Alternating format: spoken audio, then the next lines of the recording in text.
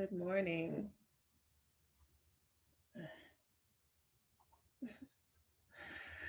Ah, look at that. What is this? What's going on here?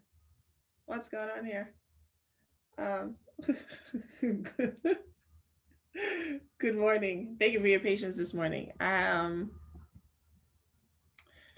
had to go get, I had to, well, no, I did. I went to go get a COVID test this morning and walk in. Normally, I try to go do the where you have to make an appointment, but there were no appointments to be made. And I needed to go get a test. So, good morning, everyone. Um, Today we're going to talk about how to not feel played or used, or as I also titled it, how to communicate your boundaries effectively. That's not shaken well at all. All right, so hi. So boundaries, getting played, communication.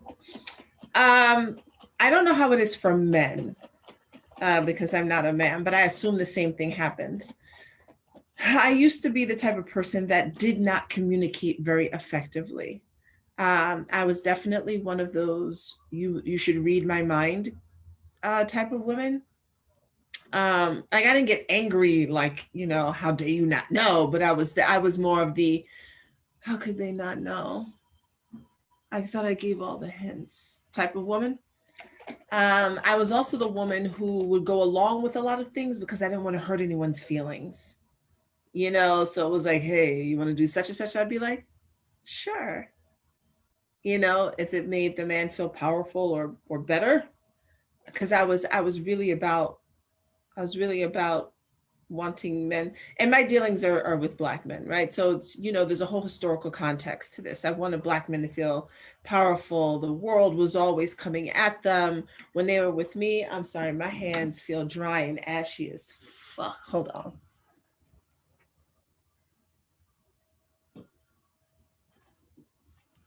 I cannot. And so I wanted them to feel like they were always in charge and stuff, and so I would always kind of be like extra extra nice, and I didn't want to be perceived as a Taraji P Henson type of character, right? I didn't want to be perceived as that black woman. I wanted to be docile, gentle. um and there's a way to be that and still have boundaries. But I didn't know that, and so I would end up putting myself in positions in which later on I felt kind of used or taken for granted, or just kind of played. Yeah. And so what I've learned over the years is how to have boundaries, how to speak my mind. um like I don't have to, and look, I don't care if you're a bitch about it or not. I'm just saying I don't have to be stank. I don't have to be nasty about it, but I've learned how to do it in a way. I feel like very strange.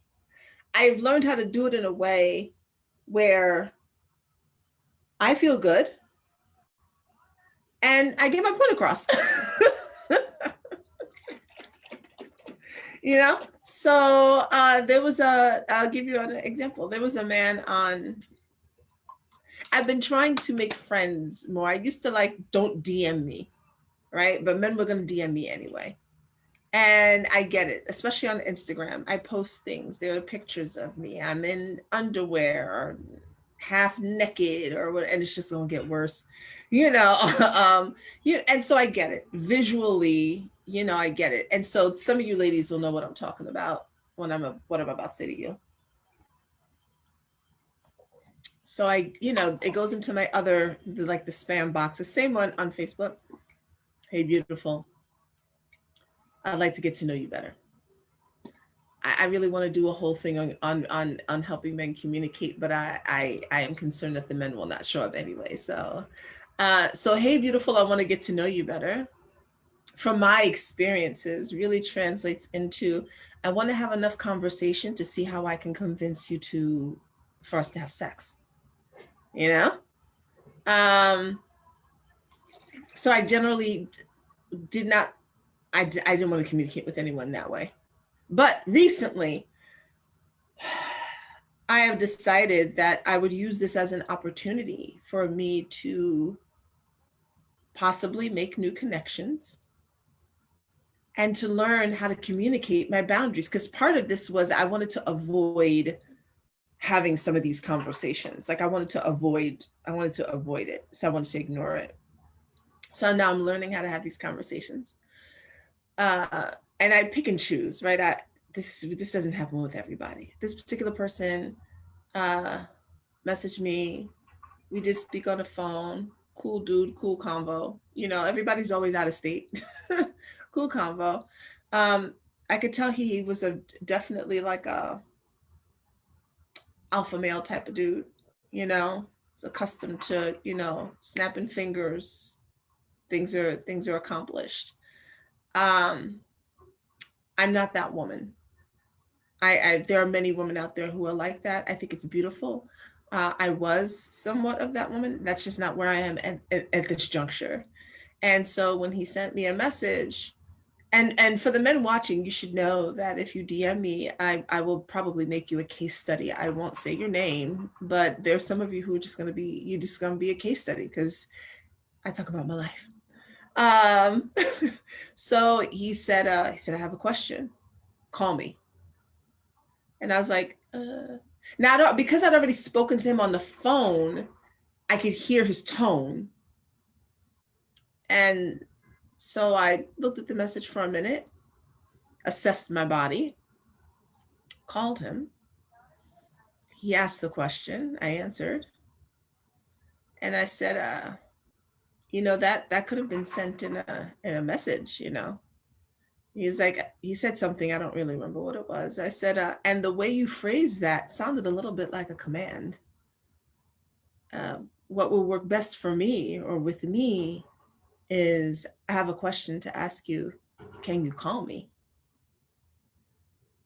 And he said, you're right. Yeah, I'm just talked about what he was accustomed to or used to and all of that. And we continued with our conversation. Now, there would have been a time when I would never have said that. And if I had tried to say it, I would have flubbed over my words so badly that I would have come across like I was shrinking myself. And there was no, like, y'all, if you followed me long enough, you've heard me talk. Like, there's no like animosity tone in my voice. It was literally just like I said it to y'all. I'm on the phone with him. I'm like, yeah, it would be better if, like, that's how I presented it.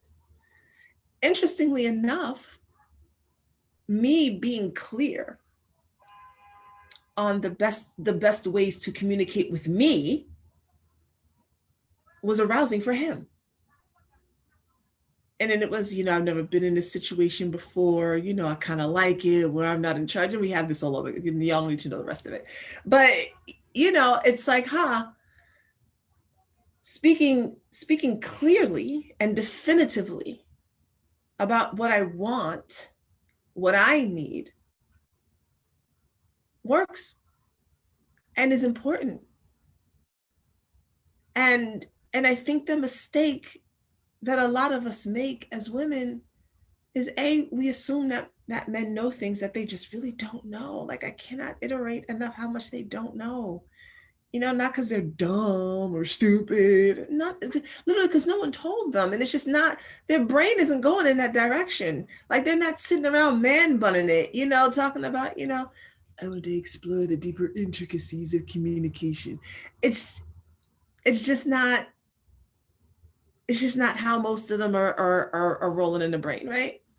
Which means if I would like to be communicated with in a certain manner, I need to be the one to speak on it. He's not going to know. He doesn't know me. And if someone reaches out to me, then it is my responsibility to inform them of how to best continue to communicate with me. If I reach out to someone, I'll try and do it in a manner that I think from what I understand, is the best way to communicate with them. And I expect them to let me know if I'm hot, cold, warm, in the middle, because I don't know you. They don't know me. Setting boundaries like that is what allows you not to feel like you got played or taken advantage of. Now, there would have been a time when I'd have seen a message like that. You know, I have a question for you, call me. And I'd have been like, oh, I gotta call him, you know, right now. And be like, hey. And I'd have felt some type of way later. Like I'd have felt like, does he just think I'm at his beck and call? We've only spoken on the phone once. And then all the story would have started to play in my head, you know, reminding me of my marriage and, you know, what am I doing? And all this other stuff. And then I would have been off to the races, my ego like whipping the horses like, yeah, let's ride, you know? We're not doing that. But the way to not have, the way to not feel that way is to communicate clearly. So really, when you think about all the times that you've been played, you feel like you've been taken advantage of, did you state how you felt? Because either one or two things happen, and it's really only one or two things. Either you stated how you felt and you went against it anyway, which is on you. Or you didn't state how you felt and the other person didn't know and just assumed it was okay, which is still on you. But to blame someone else because they should have known or didn't know or should have somehow stopped you, how old are we? That's toddler behavior. Not even, because toddlers aren't asking anyone to stop them from doing anything. They're very clear. They're very clear on what they want. So really, it wasn't no one else played you. Really, you played yourself.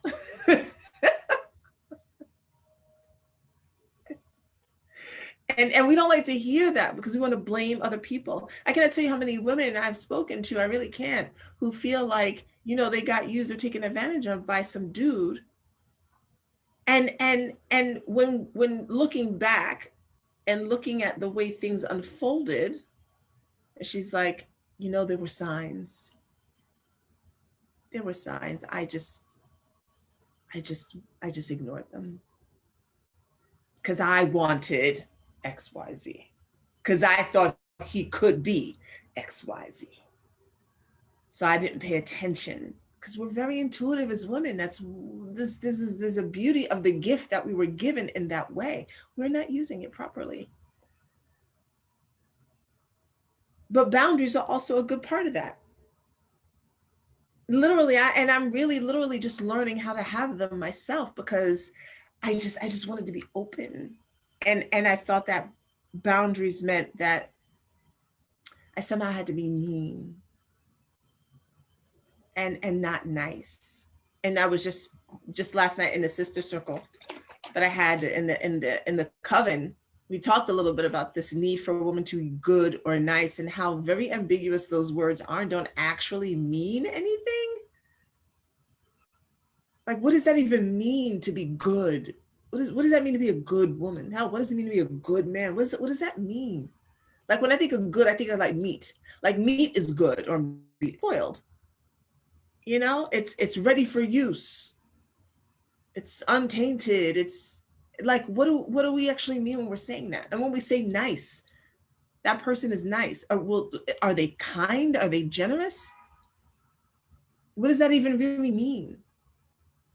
And so I really spent a lot of time wanting to be good and nice, which usually translated into being run the fuck over, because it meant that I swallowed how I actually felt. It meant that I swallowed what I wanted. It meant that I swallowed my desires, which is probably why I ended up with a thyroid condition, because that's third chakra work. And I didn't want to say anything because I didn't want to ruffle feathers, and I didn't want people to think of me as mean. I mean, I'm 5'11", I'm brown skin. I had to be good and I had to be nice because I seem intimidating, you know. So I just wanted to make sure that no one saw me that way. So yes, we can do such and such, and yes, and no was not in my vocabulary. It just was not in my vocabulary. And so I've learned how to say no. And I had to work my way up to it, right? It started with I don't know if that's a good idea, like really diplomatic, you know? And sometimes I still do that depending on what it is. And then sometimes it's just no. Without explanation. Because that's the next part, right? Without explanation. Because it's like you work your way up to it, you say no, and then there's this pause because do I justify my no? Do I have to explain it? Should I make them feel okay with my no? I need to make them feel okay with my no. Well, it's a no because I feel I don't need to I don't need to make anyone feel okay with my no. And no one else needs to make me feel okay with their no either. Now, if I hear a no, I can certainly ask. Can I ask why it's a no for you? And they have a choice. They can say why, or they can say, I honestly don't really want to explain it. Free will, ladies and gentlemen. No one owes a shit, right? So, if you want to avoid feeling like you're getting played and used and taken advantage of, first cut the martyr shit. Cut the victim shit. Cut the I have to be everything to everybody shit. Cut the I have to do everything for everyone shit. No one asks you to do that. No, those are stories that you may be still carrying, but you're old enough now. No one's asking you to do that. This is now a choice. There may have been a time when it didn't feel like a choice. There may have been a time when it wasn't a choice.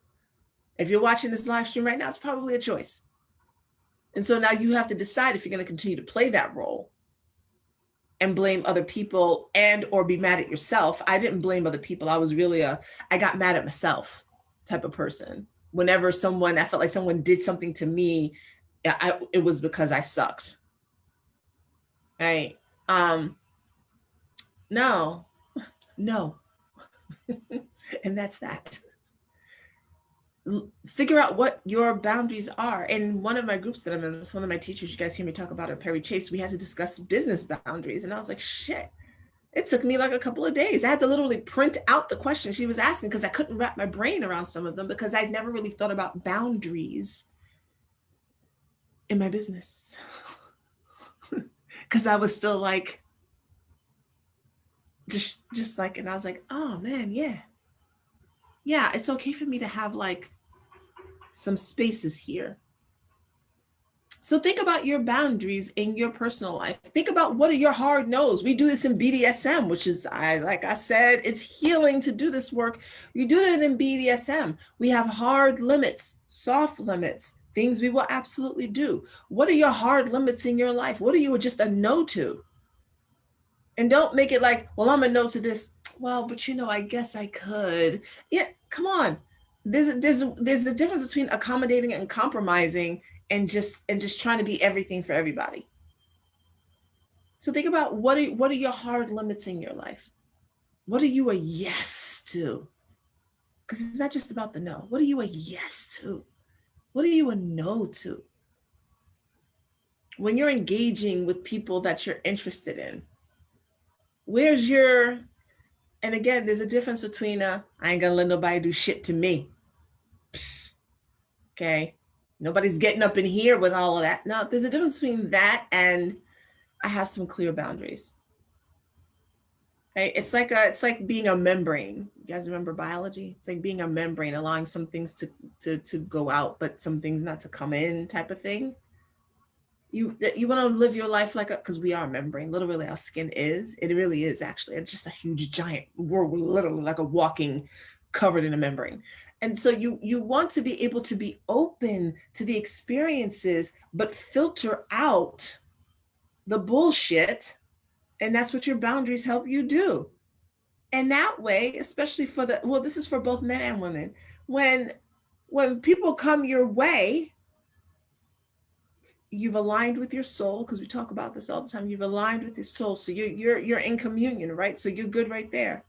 You got your boundaries in place, right? So you're good right there. So fellas, when a woman comes along, you won't have need to call anybody else a gold digger. You know why? Because you're just not going to encounter them. Because first of all, you're in alignment with your soul. So your soul is like, wow, those women don't even come your way. And if one slips through, like some bacteria, if one slips through, you know, your boundaries are so good that, you know, when she's like, so we'll be going out to eat, you know, this is what I want and all that. You're like, well, listen, this is the plan that I was thinking of. And you can tell automatically that conversation doesn't need to go any further based on whatever those next responses are. Ladies, the same thing. You will know. Of course, this obviously goes for, I don't care if you're seeing a blue person, the same person, the genitals, you get what I'm saying? It's just easier for me, guys, to speak in the heteronormative terms. But it applies to every fucking thing, right? So you meet someone, ladies, and it's like, you'll be able to tell because your boundaries are clear. And not, again, not the boundaries from bitterness, but the boundaries from clarity. It's difference, right? All right, so I'm going deeper with this even for my own self. And it's been a beautiful experience. It's not been a beautiful experience, is this head itching. Now I'm remembering why I haven't gotten braids in so long, because oh my God. Any tips for how to stop the itching are greatly appreciated. I guess I'm greasing my scalp and all that, but still, I'll take any tips. All right, I need to run. Thank you for being patient with me this morning. I'm back on more normal time tomorrow. I love you all. Enjoy your fucking Friday. Yes. And I'll see you back here tomorrow morning. Have a good one. Bye. I love you.